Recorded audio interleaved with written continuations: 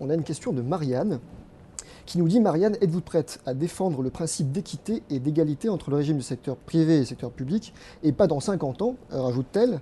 Alors, en d'autres termes, pour synthétiser bon nombre de questions des internautes, est-ce qu'à votre avis, les fonctionnaires profitent du système?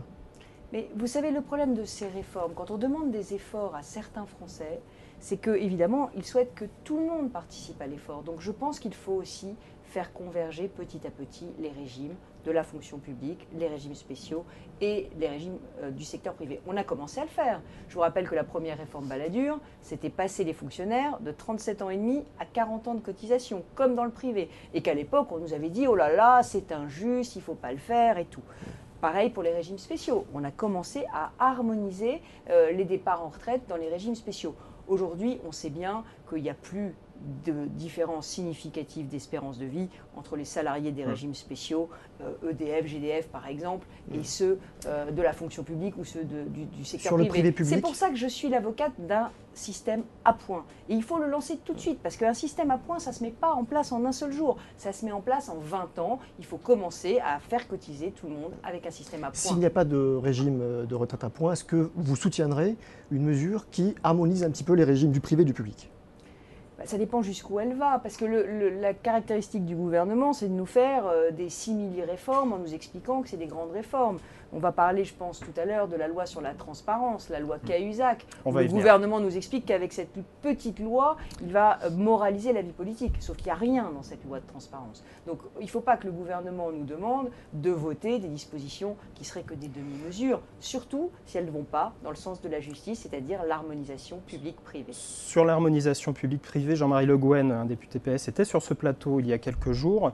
Alors selon lui, effectivement, il faut harmoniser, hein, il est partisan de la même ligne, mais il estime tout de même que sur le calcul de la retraite en elle-même, c'est-à-dire le nombre d'années ou de mois de cotisation pris en compte, il n'y a pas une grosse différence de salaire entre le privé et le public. C'est-à-dire que dans le public, le salaire progresse moins, ce qui justifierait qu'on prenne en compte seulement 6 mois et pas 25 ans.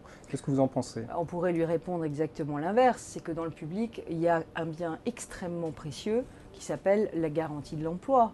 Et qu'aujourd'hui, en période de crise, avec 3 600 000 chômeurs, comment peut-il dire aux salariés du privé, qui ne sont pas protégés contre le chômage, que leur situation est la même que celle des salariés du public? Il ne peut pas dire ça. Et aujourd'hui, chaque salarié du privé, chaque famille qui a des parents dans le privé a peur aujourd'hui qu'il perde un jour son emploi. Et c'est très important parce que le gouvernement ne dit pas « je relève l'âge légal », il dit « j'augmente la durée de cotisation ». C'est quoi une durée de cotisation quand on a connu 3 ans de chômage?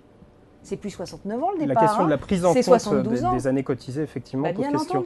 Bien entendu. Donc je crois que ce privilège, et je suis fonctionnaire moi-même d'origine, ce privilège qui est la garantie de l'emploi, eh bien je crois que c'est aussi un privilège. Il n'y a pas de démagogie dans le discours, il faut aligner public et privé, les fonctionnaires profitent du système des retraites comme on l'a posé tout à l'heure. Je pense qu'aujourd'hui, il faut qu'on demande des efforts à tout le monde, mais que chacun se rende bien compte de ce qu'il possède. Les salariés du privé possèdent ont sans doute des salaires plus élevés que ceux du public. Ils les ont plus élevés parce qu'il y a une prime de risque sur le fait qu'ils peuvent perdre leur emploi.